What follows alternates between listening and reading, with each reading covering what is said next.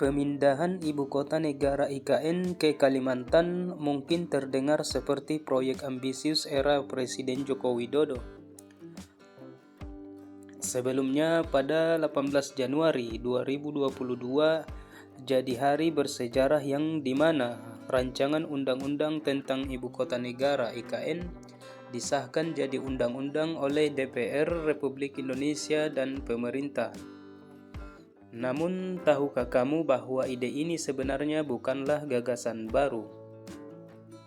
Ide pemindahan ibu kota pertama kali dicetuskan oleh Presiden Soekarno pada 17 Juli 1957. Hal ini terjadi jauh sebelum nama ibu kota Nusantara IKN terlintas di benak banyak orang.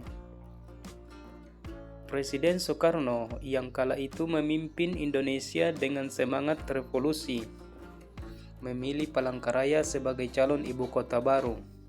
Alasannya karena Palangkaraya berada di tengah kepulauan Indonesia dengan wilayah yang luas dan potensial untuk berkembang menjadi kota modern yang mengesankan dunia. Meski demikian, rencana ini tak pernah terrealisasi.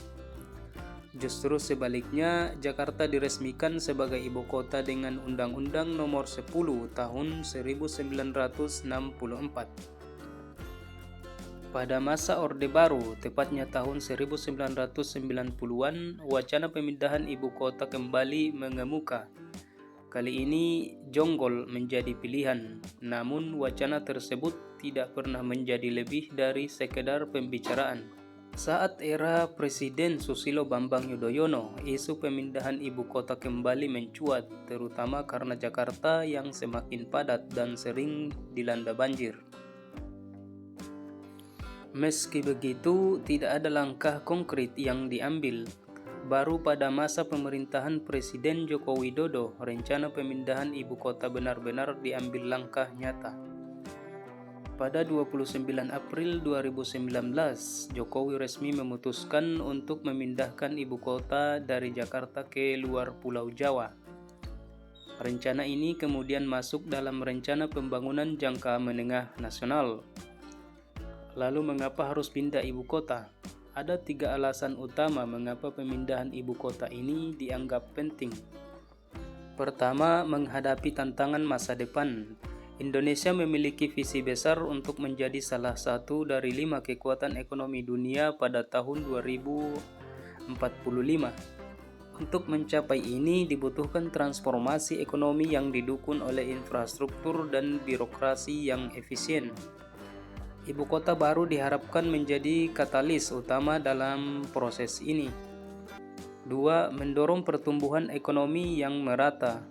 Saat ini, Jakarta dan sekitarnya menguasai sekitar 70% perputaran uang di Indonesia, meskipun hanya mencakup 0,003% dari total luas daratan negara. Pemindahan ibu kota diharapkan dapat menciptakan pusat-pusat ekonomi baru di kawasan tengah dan timur Indonesia, sehingga distribusi kekayaan dan pembangunan menjadi lebih merata. 3. Kondisi Jakarta yang tidak lagi memadai. Jakarta saat ini menghadapi berbagai tantangan besar, termasuk kemacetan yang parah, kepadatan penduduk yang tinggi, dan risiko banjir serta penurunan tanah yang terus mengancam. Dalam kondisi ini, Jakarta dinilai tidak lagi ideal sebagai pusat pemerintahan. Tentu saja, pemindahan ibu kota bukan tanpa kontroversi.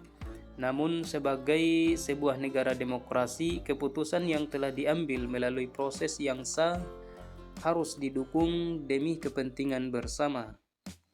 Pemindahan ibu kota ini bukan hanya soal memindahkan gedung pemerintahan, tetapi juga langkah strategis untuk membangun masa depan Indonesia yang lebih adil dan makmur.